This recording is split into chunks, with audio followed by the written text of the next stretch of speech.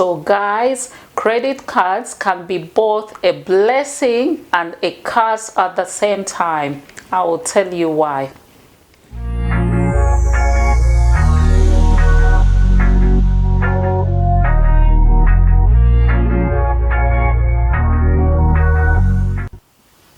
Welcome and welcome back to Claire's Classy Makeovers channel. If you're new here, my name is Claire, and today I am back with another video to do with money, finances. As you know, this is a fashion, beauty, lifestyle channel with self-development. So we want to do all the aspects of life, but at the same time, we want to have that financial independence. So today, the only tea we are going to be sipping on is financial independence tea. So get your cuppa and let's sipping this tea together.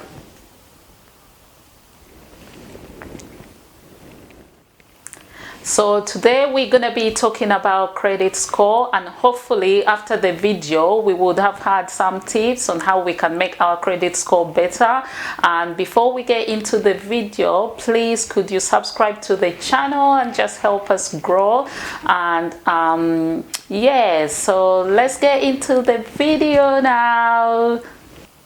So what is a credit score? A credit score refers to a numerical expression of an individual's credit files, and this information is derived from credit reports, and the information in the reports will have been gathered by credit bureaus. They are companies who specifically do that. So this is what lenders like banks, Halifax, Barclays, and so on, this is what they use to determine whether they will be borrowing you money when you approach them and you want to borrow maybe money for a mortgage, money for car insurance, and different other stuff. So they use that information to evaluate and analyze and determine whether you're gonna be a borrower who is trustworthy. Are you credit worth, or if you like, you can say credit worthiness. So they will see whether you are a person who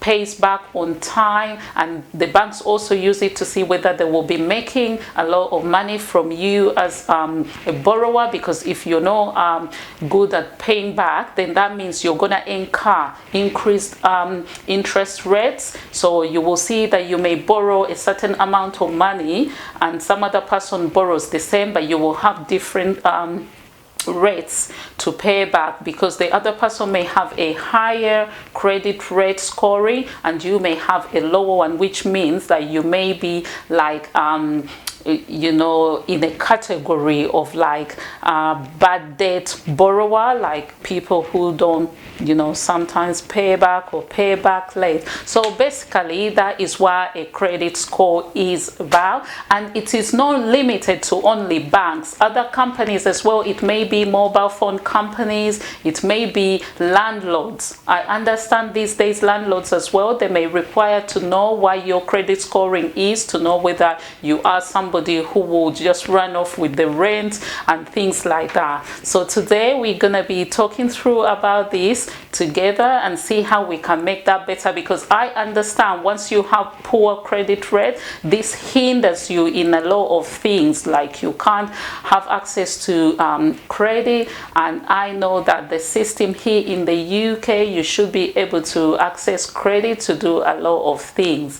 Now I have to do a disclaimer, and I'll let you know that all that I'm gonna say in this video doesn't mean that I am a specialist or a financial advisor or I'm an expert on credit score. No, I'm not. It's stuff that I have researched myself on the internet, I've read about, and some of the things I'm going to say and give as examples are from personal experience. So you may have your own experience, and I would advise you go and do your own research and don't quote me, please. So we are here to learn from one another.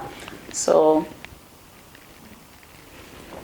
you could write down comments in the in the box below and tell us your experience with the credit score reporting and files. And yeah, so let's just, you know, bounce ideas off one another. And you're welcome to the discussion.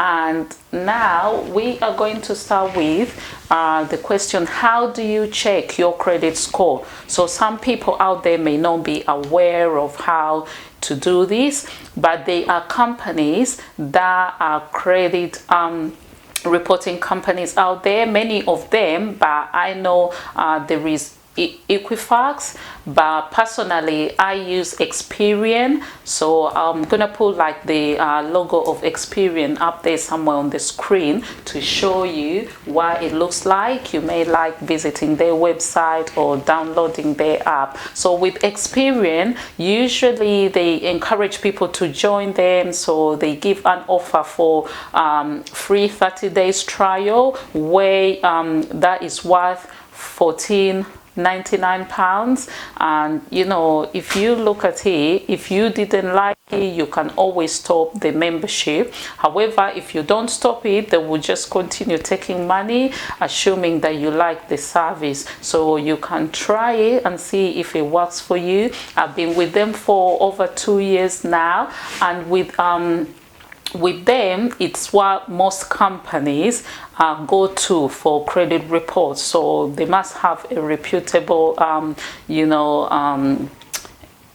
background, and other companies trust them a lot. So when I check like on credit scores, I see Experience most of all. Yeah, so I would recommend that because I use it myself as well, but it depends if you want to also spend £15 per month on checking your credit report and score. But it's a way of managing it. It's good, it's worth it.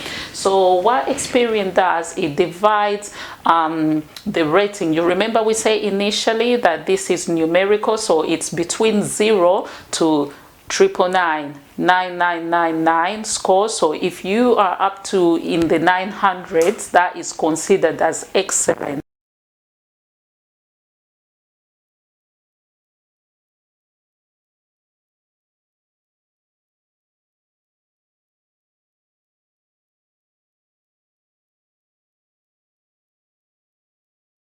So they have, for instance, if you have a good score, you would be anywhere between 881 and 960, and for the fair one you will be between 721 and 880.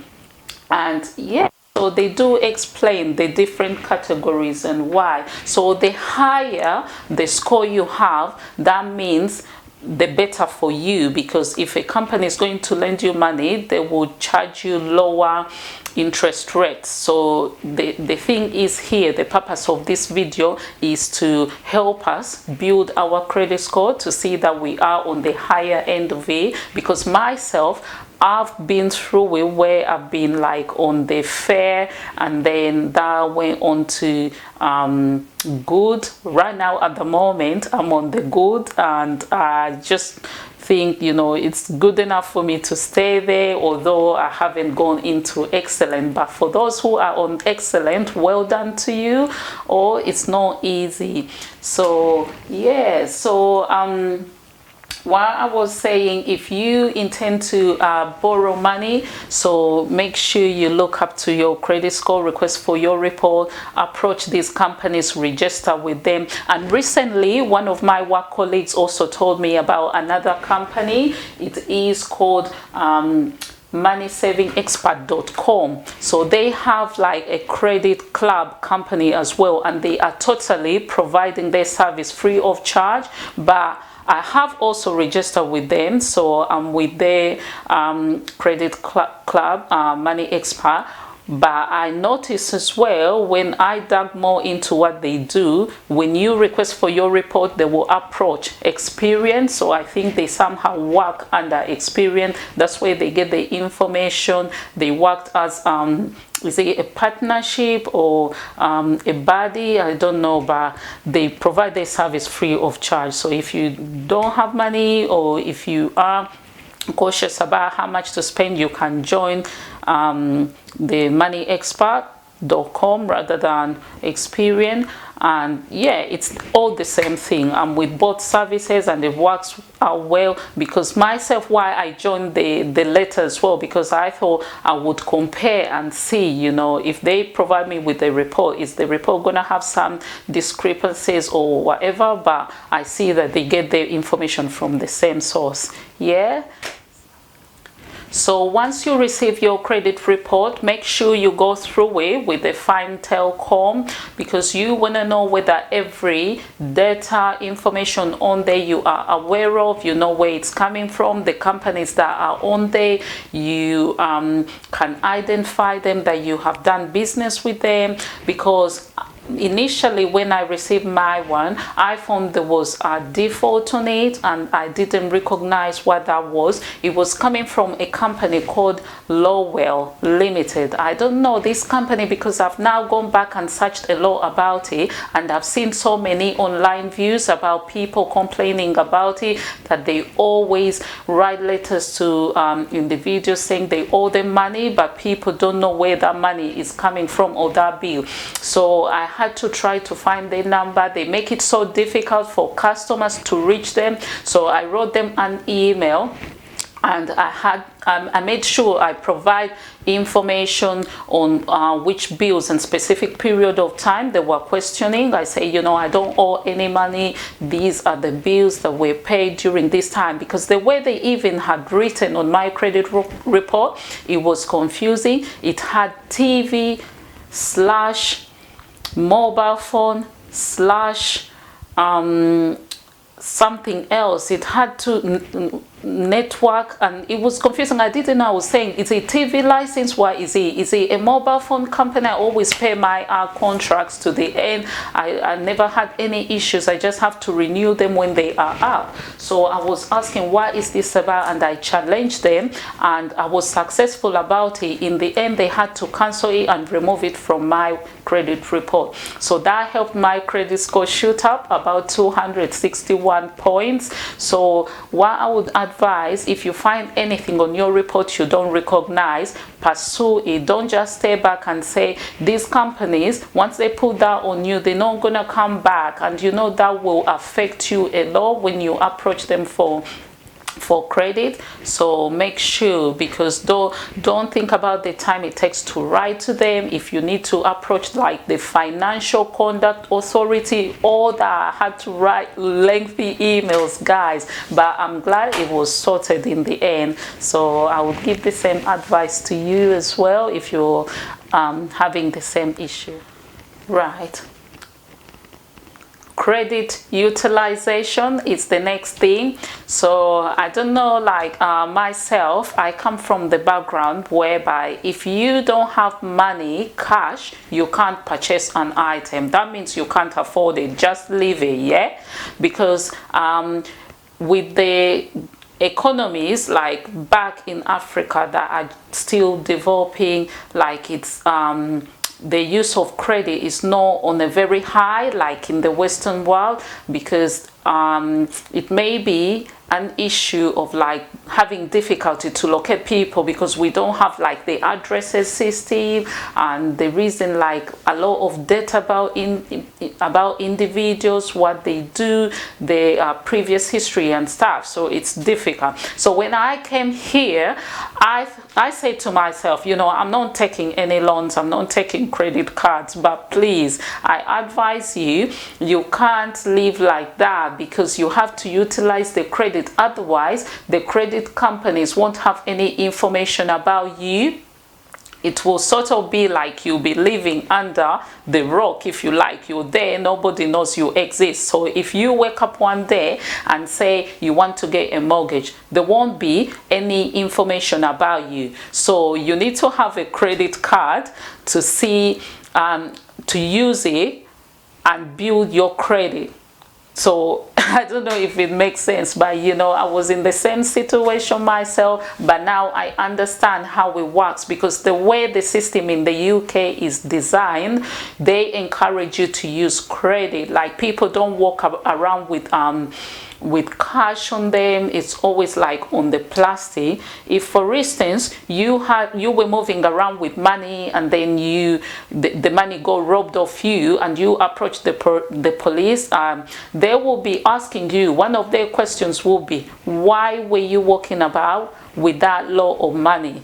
If it is like, let me say, £1,000, like, why did you have it on you in cash? Because they don't expect you to, because they want to minimize crime as well, because if you don't have that money, nobody's going to steal it from you. Yeah. And I will give you another example. If for instance you wanted to buy a car, and the car is £30,000, and you walked into a car dealership with £30,000 cash, you know, in Uganda, like, the buyer will be like, okay, this is nice, you have the money, you're not gonna borrow it from somewhere, you buy the car. But here they will start raising questions like, where is that money coming from? You have to show proof of the income, evidence that it's your money. Yeah.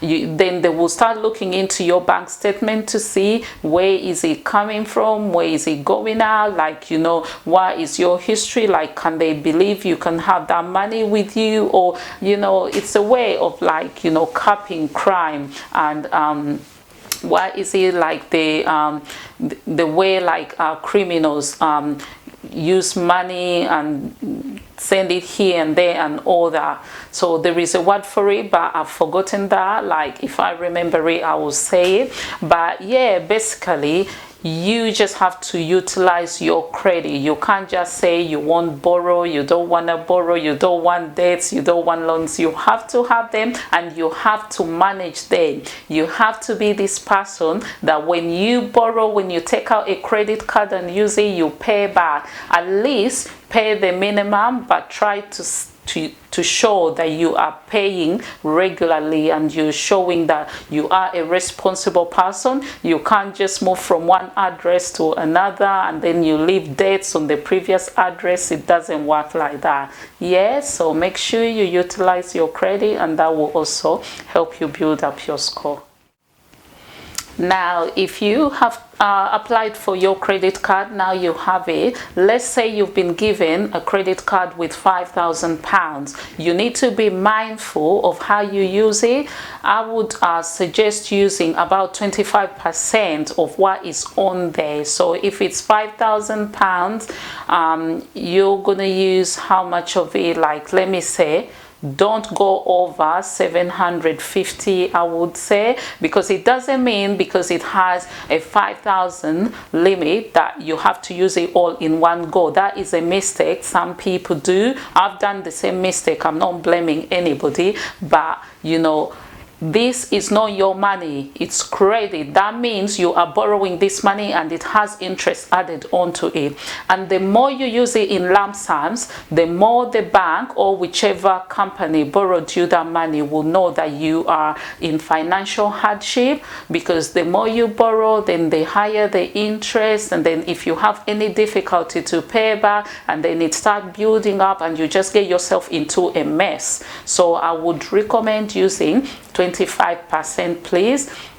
And another thing to say about this, if you miss your payment for some reason, maybe you were out of the country on a holiday, which is a nice thing because you're out enjoying, but then some people may miss a payment because of bereavement, they're going through a tough time and all that. So pay it at your earliest opportunity, and once you've done that, approach the company, call them and let them know what you were going through. Some people, it depends who you speak to in customer service, they may be lenient, especially if you have evidence of what you are saying. They may say, okay, now you missed the payment but you have paid it back. They will look at not putting that on your credit file or taking it off if they have already submitted the information. But be mindful that can take about 4 to 6 weeks. So if you're gonna approach a lender in those number of weeks, that could still be on your file, but still it's worth trying. Yeah.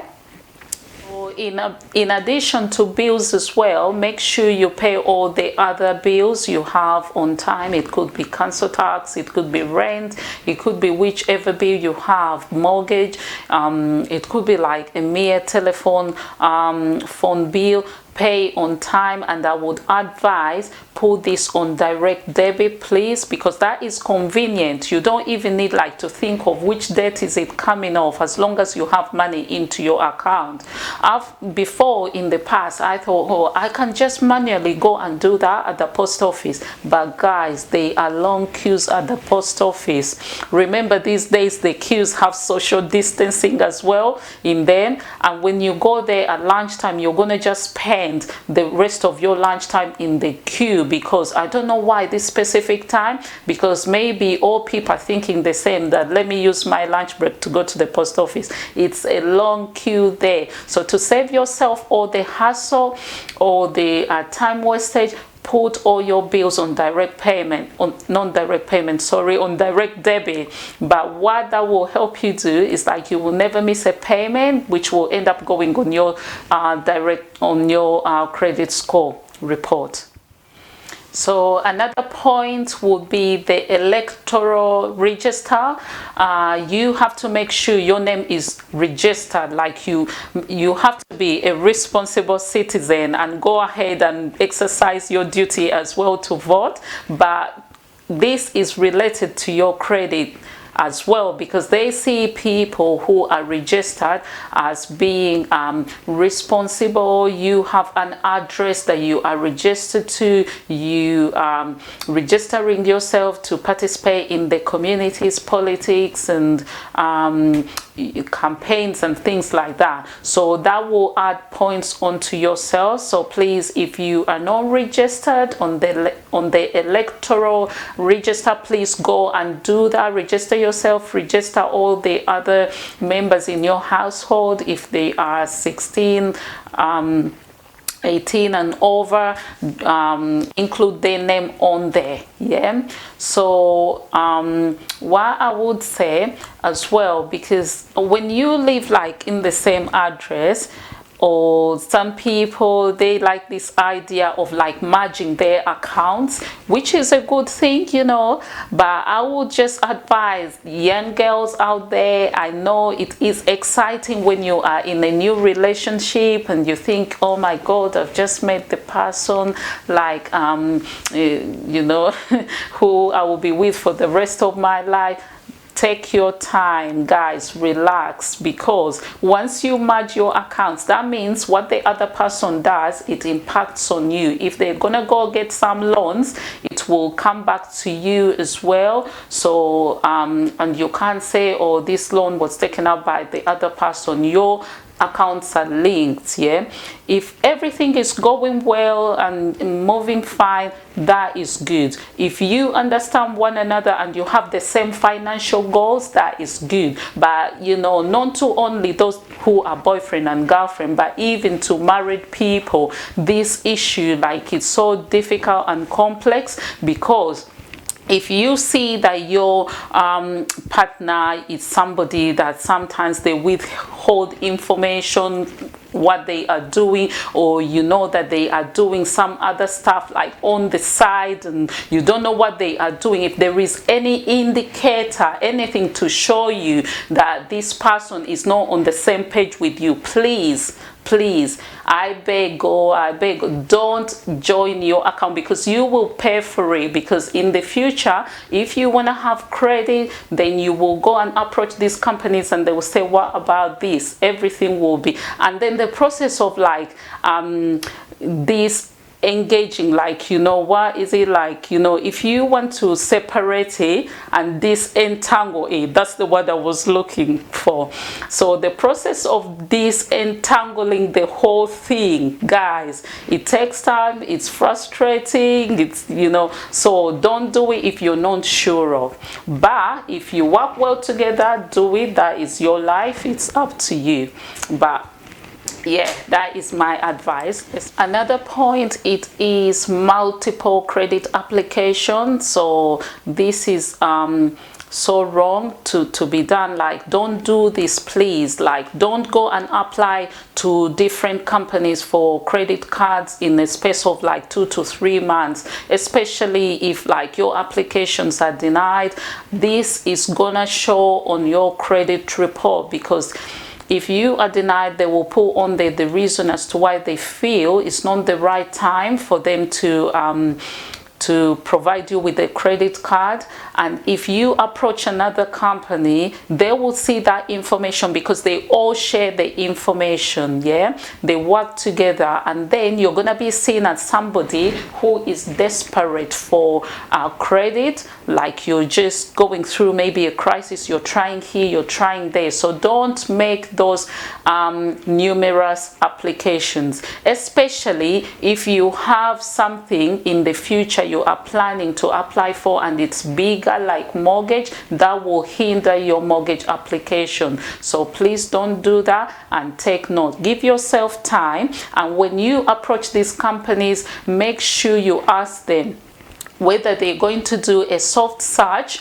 or a hard search on you, because for the soft searches, the company will make inquiries about you, your file and stuff. But this, because it is soft, what it means, it doesn't leave any prints, any show that this was checked out. But for the hard searches, which the lenders do for big credit applications like mortgages, it leaves like footprints there. It will show that, you know, they've checked you out and whether you've been successful or no, and those impact on your credit score. So sometimes we approach these companies, we don't know what they are checking for or looking at. Please find out from them, and if they did a hard search instead of a soft one, ask them to sort that out and clear it off your file. And some of them, you know, they are kind enough to do that. But if you know you don't want them to do the hard search, you may say, I don't want you to do that. If there isn't any other way of doing it, please just leave it for now and you think about it more, because it is your credit. If you have harder times in the future, it will be you, not them. Yeah, so that's another thing. Also, another way of how you can boost your credit score is to do with car insurance. Guys, I was so naive about this. No wisdom, no experience, because I didn't realize that for the car insurance, that is credit, like it's a loan. Because I know when you approach companies, they give you a quote and then they will ask you whether you are ready to pay the whole amount in full, in total, or you want to pay installments throughout the year. So usually I would go for installments, thinking I was making my life easy or easier. And I would say, if for instance, you know how car insurances are expensive depending on your car, like some of them are like £2,000 a year. So I would say I want to pay installments, and each month I will just pay this off, not thinking that on those installments they add interest as well. Because the way it works, the company helps you pay the full amount of insurance to the person borrowing you this whole lump sum of money, and then when you pay these installments, you're paying them back.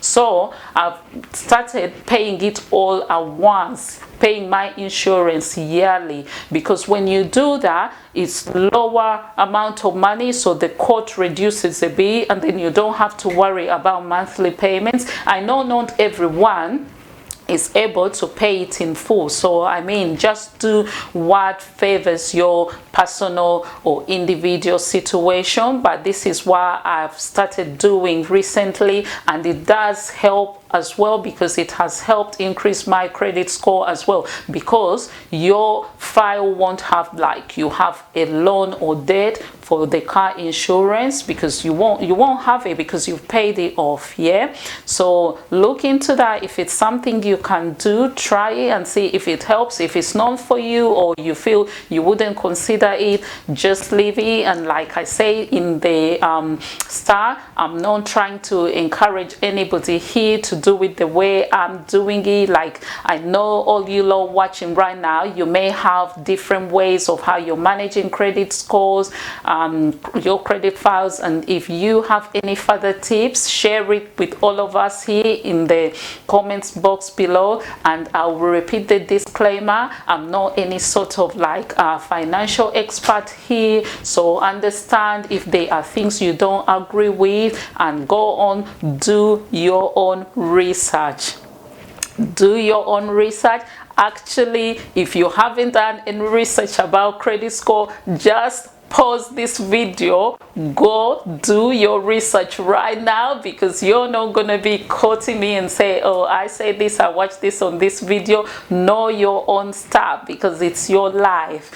On the other hand, I have other videos where I have covered about saving money, and some of the points may intersect or lapse, so go watch it out. It's 2 videos about money saving.